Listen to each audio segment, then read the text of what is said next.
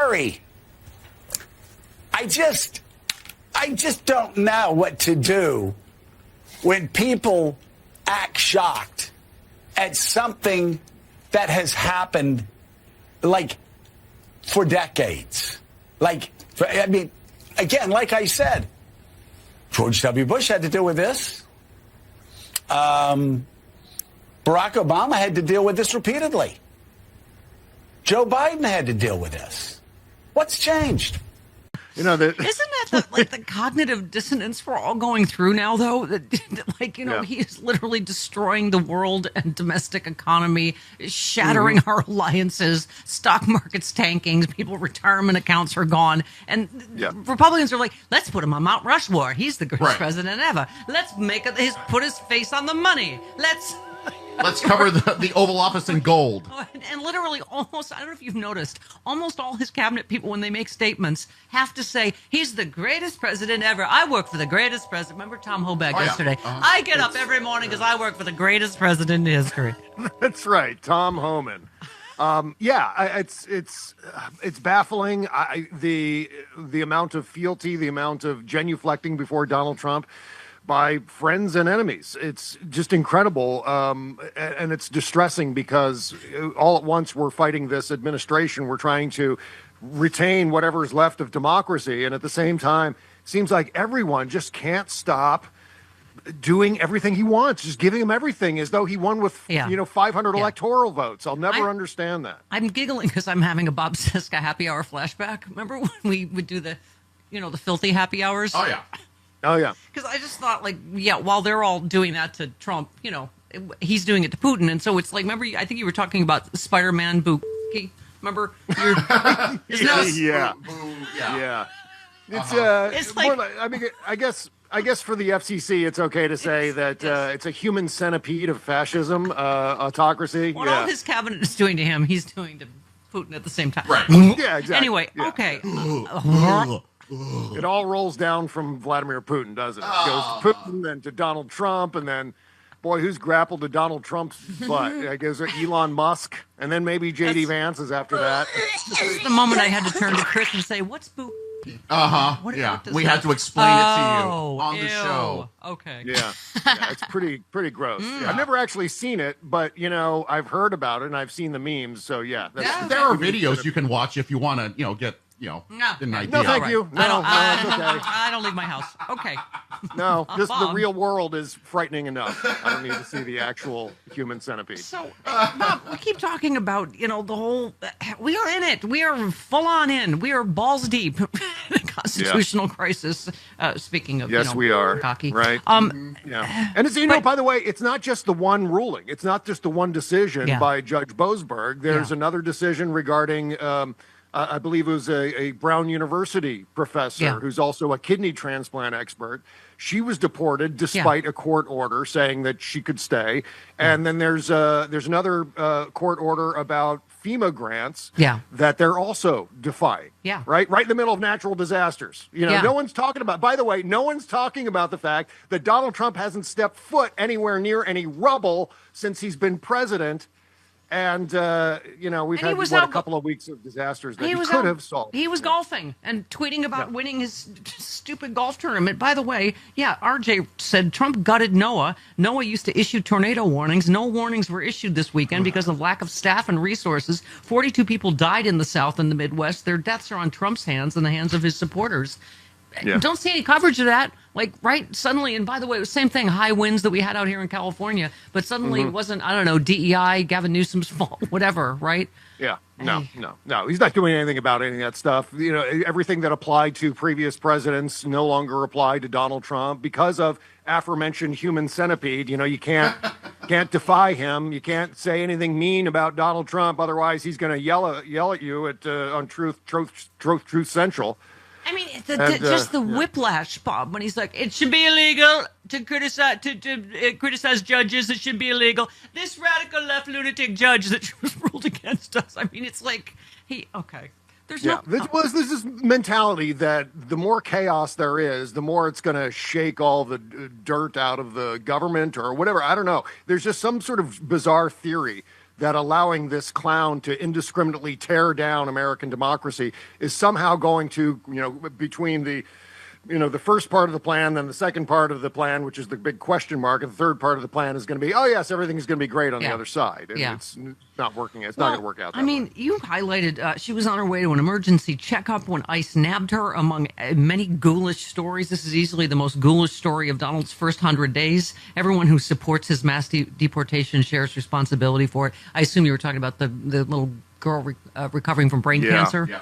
Right. She was on her way to an emergency doctor's appointment because she has brain cancer. And Tom Homan's ICE, Tulsi Gabbard's ICE decided to go in and just deport her with her family. And now who knows where she is. But she's not getting the treatment she needs. And it's just an utter tragedy. The inhumanity of this administration is beyond measure. Because you complete me, and I don't know where I start and you begin. Of course, you have the same thoughts just on, Schumer and Democrats. And we keep saying, I don't want to name call him, be mean, whatever. He's just not the man for the moment. He's just not. No. I mean, unfortunately, I feel like his defense, it just looked as weak as the caving itself. I mean, and you highlighted new NBC news poll says Democratic voters are done with weakness and capitulations from congressional leadership.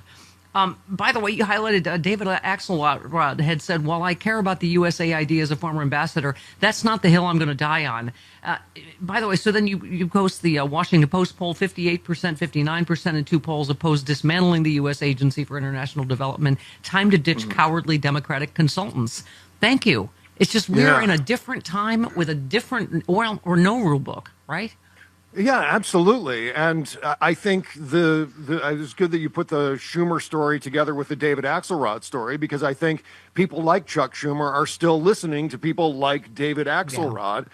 And it's old school thinking. It's outdated, archaic thinking. And it's no better evidenced by the fact that in early February, David Axelrod was like, no, we shouldn't be defending U.S. aid because foreign aid is unpopular with the American people. Well, SpongeBob seconds later, February or March 5th, this poll drops, Washington Post Ipsos, says, 59, 60% of the American people support U.S. aid and want it to continue, and they're opposed to the cuts that Donald Trump is making to it. Yeah. Completely flying in the face of what David Axelrod said just 30 days earlier. Well, so that shows you how out of touch they are. You made another great historical point, Bob. You said voting yes on cloture, allowing the CR to proceed to passage, and then voting no with in that vote when it'll pass anyway with 52 or 53 Republican votes is essentially I voted for it before I voted against it. This is about as convoluted and weak as it gets. No win makes zero sense. And you just said I voted for it before I voted against it has historically been a losing position for senators. Really? I mean, it's just, it was the about face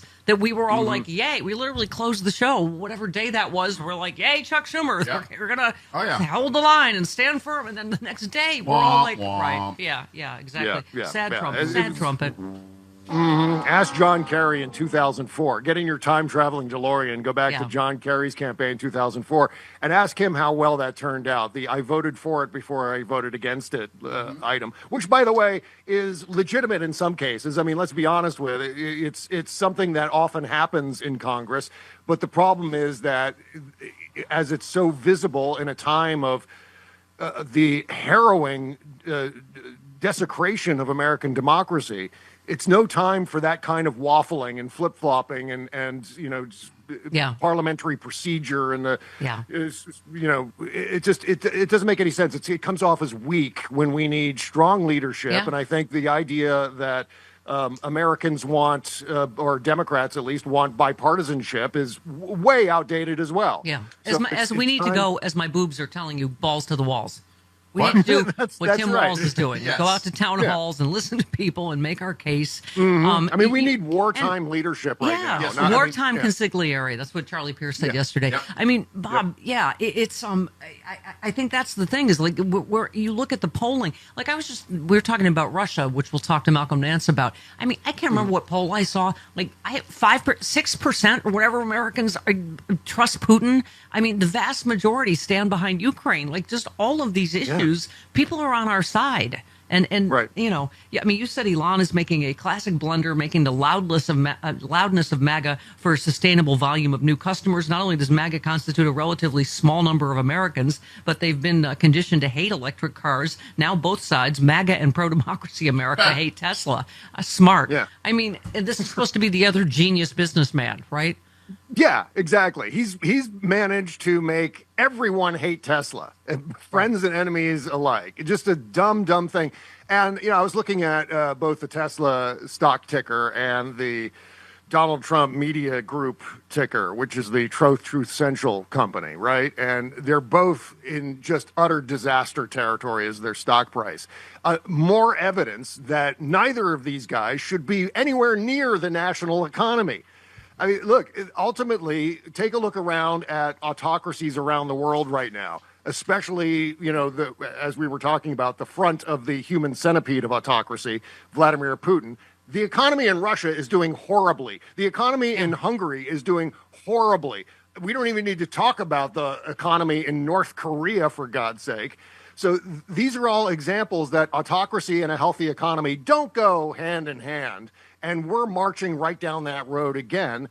And somehow disinformation, propaganda convinced a whole bunch of people that these guys should be running the economy because businessmen and so on. And that's a completely false narrative. Yeah. Are you a yo-yo dieter? You diet, you lose weight, you gain it all back, plus a few extra pounds. Then later you lose it and you regain it again and again. I've been there. It's dangerous. Studies show that you can increase your risk of heart attack, stroke, type 2 diabetes, and other health problems. Breaking free of your yo-yo diet pattern is a main reason doctors created Lean.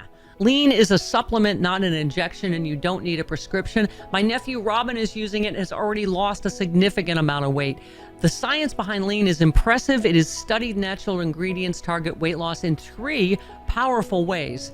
Lean helps maintain a healthy blood sugar. That helps you control appetites and cravings. And it helps burn fat by converting fat into energy. Listen, if you're tired of losing weight and gaining it back and you want to lose a meaningful weight at a healthy pace, Lean was created just for you. Let me get you started. 20% off when you enter the code Stephanie20 at takelean.com. One more time, that code is Stephanie20 at takelean.com.